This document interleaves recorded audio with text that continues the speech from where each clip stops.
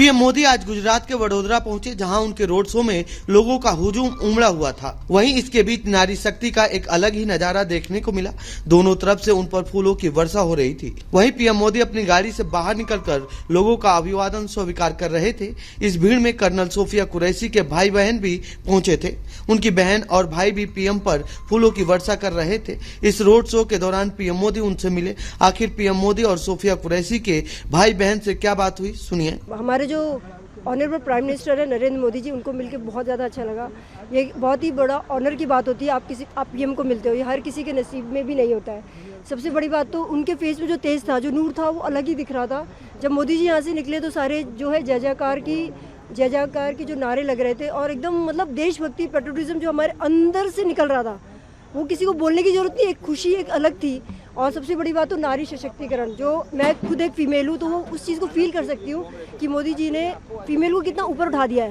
Ma'am, Sophia जी के बारे में बताएं, जो जिस तरीके से सोफिया जी एक चेहरा बनी है आतंकवाद के विरोध का, उसके बारे में क्या कहेंगे आप? कर्नल सोफिया कुरैशी जो है मेरी ट्विन सिस्टर है, मुझसे 15 मिनट्स बड़ी है। तो अगर सिस्टर है तो थोड़ा सा अलग फीलिंग आती है, क्योंकि कंट्री के लिए जब आपके देश के लिए जो है आपकी बहन, जब आपकी सिस्टर उसमें उसका एक पार्ट होती है, तो वो फीलिंग बहुत ही इंस्पायर करती है, मोटिवेट करती है। मुझे ही नहीं, मेरे जैसे बहुत सारे लोग, अब वो मेरी सिस्टर नहीं रही, पूरी कंट्री की सिस्टर हो गई है। जी, it was a great moment कि ऑनर प्राइम मिनिस्टर यहाँ आए थे। हमने पहली बार सामने देखा, और उनका जो हमने नमन किया, उन्होंने किया, जो इशारा था सुनाई नहीं दिया, लेकिन आंखों में समझ पड़ गया कि it was a found moment and it's great pleasure कि पीएम को हमने आमने सामने मिला। Thank you so much. और जिस तरीके से आपकी बहन के बारे में बताया, जिस तरीके से पूरे वर्ल्ड में उनका एक रेपुटेशन बना है आतंकवाद के खिलाफ, उसके बारे में क्या कहेंगे? देखिए, इसमें सबसे पहला हाथ हमारी डिफेंस फोर्सेस, हमारी गवर्नमेंट ऑफ इंडिया का है कि जिन्होंने मौका दिया। और नो डाउट कि जब औरतों के साथ जो गलत हुआ है उसका बदला एक औरत ले, उससे बेहतर कोई मोमेंट नहीं है। इट्स अ सलाम है हमारी फोर्सेस को कि उन्होंने एटलीस्ट आज वो बता दिया उन दुश्मनों को कि यहाँ के औरतें किसी मर्दों से कम नहीं है।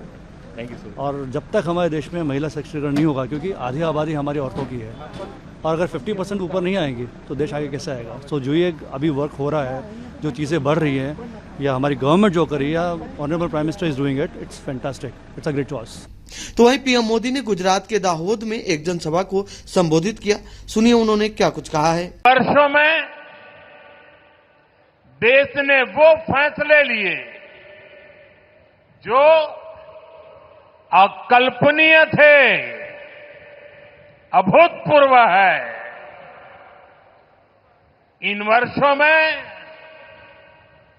देश ने दशकों पुरानी बेड़ियों को तोड़ा है। देश हर सेक्टर में आगे बढ़ा है। आज देश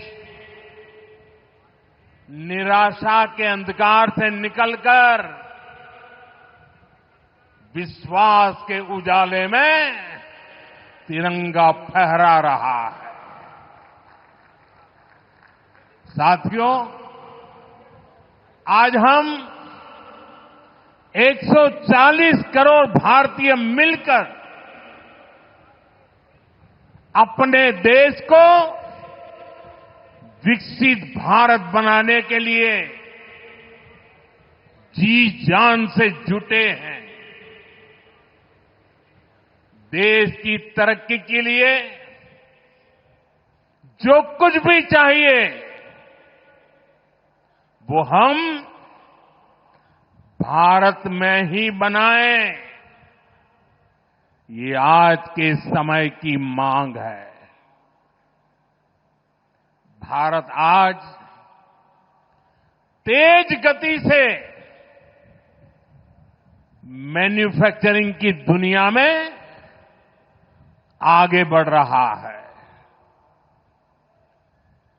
देश की जरूरत के सामान का निर्माण हो या फिर दुनिया के अलग अलग देशों में हमारे देश के बनी हुई चीजों का एक्सपोर्ट, ये सारा लगातार बढ़ रहा है।